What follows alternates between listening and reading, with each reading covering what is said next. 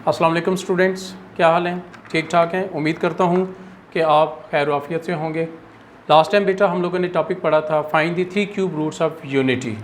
तो आज हम उसी बात को थोड़ा सा आगे एक्सटेंड करेंगे कि वो जो हम 3 cube roots of unity find कर चुके हैं वो हमारी क्या हेल्प करेंगे। मीन्स कि अगर हम उनको ऐड कर दें तो तब क्या फ़र्क पड़ेगा, उनका प्रोडक्ट ले लें तो तब क्या फ़र्क पड़ेगा, क्या एक का स्केयर करें तो दूसरे पे क्या फ़र्क पड़ेगा, और क्या एक दूसरे का रेसिप्रोकल बन सकता है या नहीं बन सकता। तो आज हमने इसी पे डिस्कशन करनी है जो हम 3 cube roots of unity find कर चुके हैं। तो प्रॉपर्टीज़ है आज हमारा टॉपिक कि properties of 3 cube roots of 3 cube roots of unity. और आपको ये बात पता होनी चाहिए कि जो 3 cubes of roots of unity थे क्या, वो हम लोग थोड़ा सा आपको रिवाइज़ करवा देता हूँ। वो थे क्या? पहला आंसर हमारे पास 1 आया था, दूसरा आंसर हमारे पास ओमेगा आया था, और फिर हमारे पास क्या आया था? ओमेगा स्केयर आया था। तो आज हम इन्हीं को डिस्कस करेंगे कि अगर हम इनको ऐड कर दें तो तब क्या फ़र्क पड़ेगा। तो सबसे पहली जो बात हम डिस्कस करने जा रहे हैं वो ये है कि sum of the cube roots of unity is 0। Means कि जो 3 क्यूब रूट्स हैं हमारे पास 1 ओमेगा एन ओमेगा स्क्वायर, अगर आप इनको ऐड कर देते हैं तो इनका सम किसके इक्वल होता है? 0 के बराबर होता है। That is 1 plus omega square is equal to क्या बन जाएगा? 0 के बराबर हो जाएगा। आए हम प्रूफ करके चेक करते हैं कि क्या वाकई इसका आंसर 0 के बराबर होता है या नहीं होता। अब हम यहाँ पे लिखते हैं कि left hand side is equal to 1 plus omega into omega का स्क्वायर प्लस ओमेगा का square is equal to 1 plus. और स्टूडेंट्स आप ये बात पहले भी जान चुके हैं कि हमने ओमेगा का आंसर निकाला हुआ था। ओमेगा किसके बराबर होता है? Omega is equal to -1 plus square root of 3 iota divided by 2, जबकि ओमेगा स्क्वायर किसके इक्वल होता है हमारे पास? -1 माइनस √3 आयोटा डिवाइडेड बाई 2। तो हम यही वाली वैल्यूज़ ओमेगा और ओमेगा स्क्वायर की यहाँ पर बेटा पुट करते हैं तो हमारे पास फिर क्या आ जाएगा? यहाँ पर -1 plus √3 iota divided by 2 plus हमारे पास आएगा -1 माइनस √3 आयोटा डिवाइडेड बाई 2 हो जाएगा। अब अगर हम स्टूडेंट्स इसको ऐड कर दें, आपको पता है इन सब का एलसीएम क्या आएगा? 2 आ जाएगा हमारे पास। 2 को 1 से मल्टीप्लाई करवाएं 2 हो जाएगा। चूँकि इसका एलसीएम 2 है और उसके नीचे डिनोमिनेटर भी 2 है, इसका मतलब ये वैल्यू एज इट इज़ आ जाएगी। -1 प्लस हमारे पास आ जाएगा √3 आयोटा, चूँकि इसके नीचे 2 लिखा हुआ और एलसीएम भी 2 है तो ये भी वैल्यूज एज इट इज़ आ जाएगी। -1 माइनस √3 आयोटा हो जाएगा हमारे पास। अब अगर हम यहाँ पे चेक करें, ये प्लस √3 आयोटा माइनस √3 आयोटा 0 के ख़त्म हो जाएंगे और ये -1 और ये -1 ऐड हो जाएगा तो हमारे पास आ जाएगा 2 - 2 डिवाइडेड बाई 2 हो जाएगा। एंड 2 - 2 को हम लिख सकते हैं 0 डिवाइडेड बाई 2। और ये बात बेटा आप जानते हैं 0 को जब भी किसी वैल्यू पे डिवाइड करवाया जाता है तो हमारे पास आंसर क्या आता है? 0 आ जाता है। This is equal to right hand side. इसका मतलब ये हुआ कि हम ये बात प्रूफ कर चुके हैं कि sum of the cube roots of unity is equal to किसके इक्वल होता है? 0 के इक्वल होता है। और बेटा अब आपको ये वाला फार्मूला, दूसरे लफ्ज़ में कह लें, ये हमारे पास एक फार्मूला बन चुका है कि 1 plus omega square is equal to 0 के बराबर होता है। तो ये फार्मूला आपको याद भी होना चाहिए। इसके बाद नेक्स्ट है हमारे पास प्रॉपर्टी नंबर 2 है हमारे पास। प्रॉपर्टी नंबर 2 बेटा ये है प्रोडक्ट ऑफ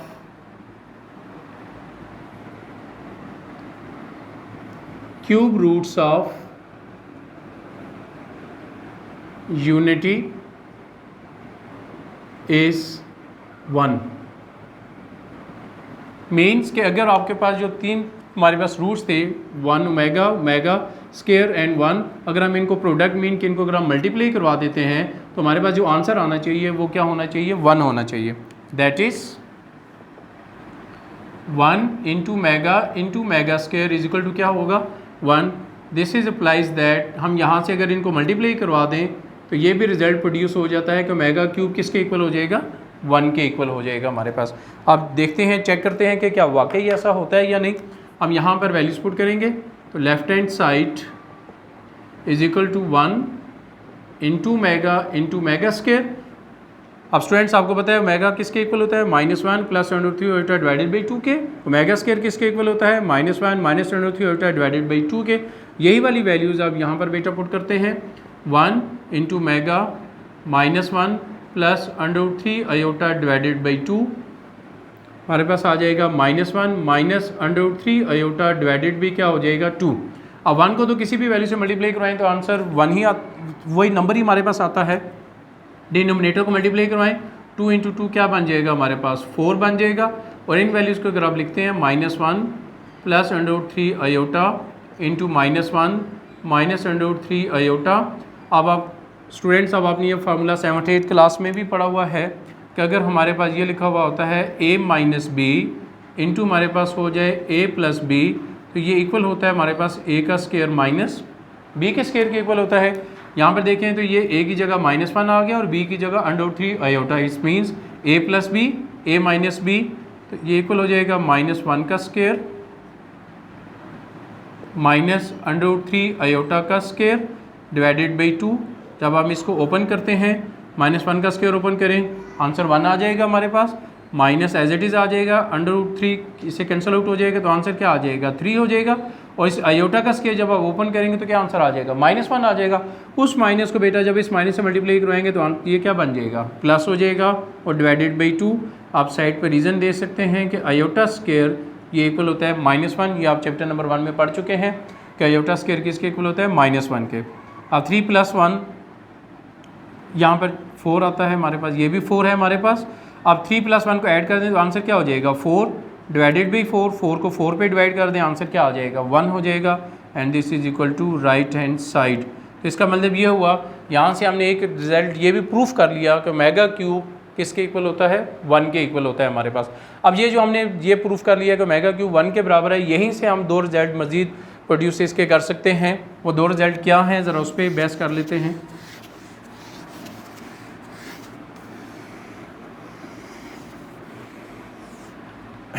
यहाँ पर इस वापस आए इस क्वेश्चन पे कि 1 into mega square is equal to 1 के बराबर है। अगर यहीं से हम कुछ रिजल्ट्स निकाल सकते हैं, वो रिजल्ट्स क्या है उस पर ज़रा गौर कीजिएगा। 1 into mega square is equal to अगर 1 के बराबर है, अगर मैं यहाँ पर 1 को इनसे मल्टीप्लाई कराऊँ तो इसका मतलब ये omega into mega square is equal to 1 हो जाएगा।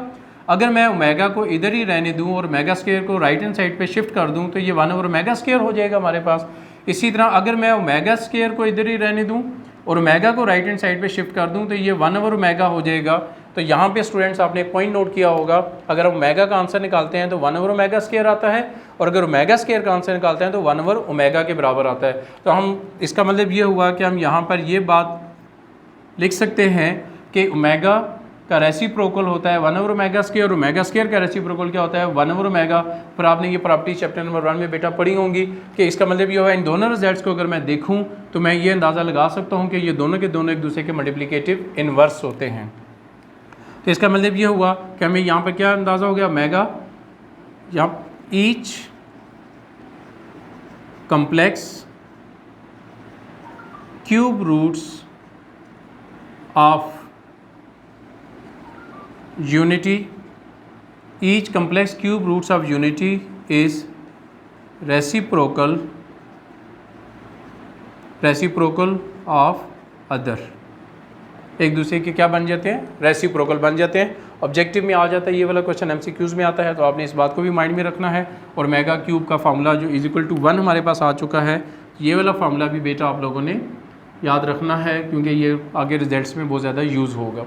अब इसके बाद नेक्स्ट इसकी प्रॉपर्टी है बेटा, उस प्रॉपर्टी को हम देखते हैं वो क्या है। तो नेक्स्ट इसकी बेटा जो प्रॉपर्टी बनती है वो ये है property number 3, each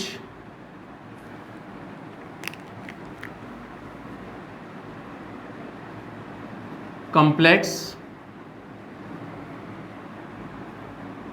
cube roots of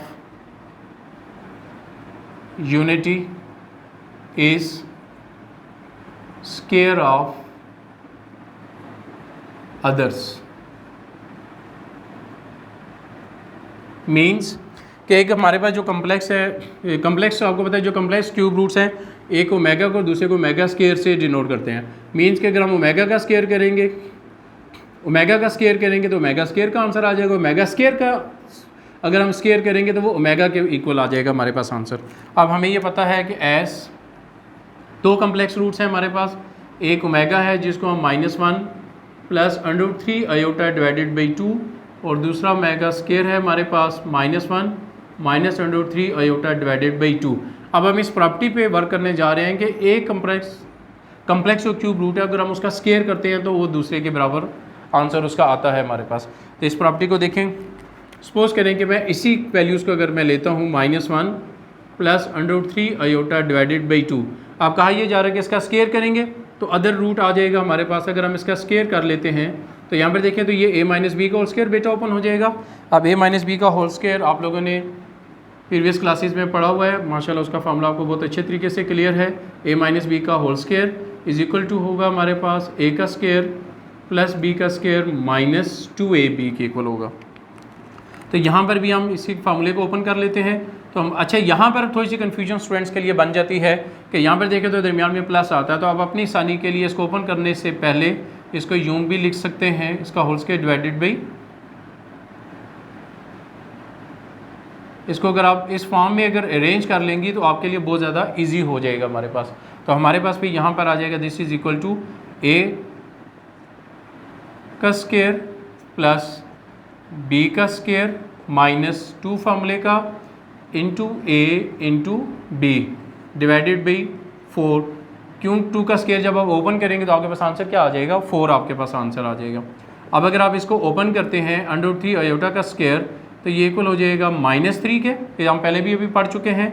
इसको ओपन करेंगे तो 1 आ जाएगा, इसको ओपन करते हैं तो -2 time of √3 iota divided by 4।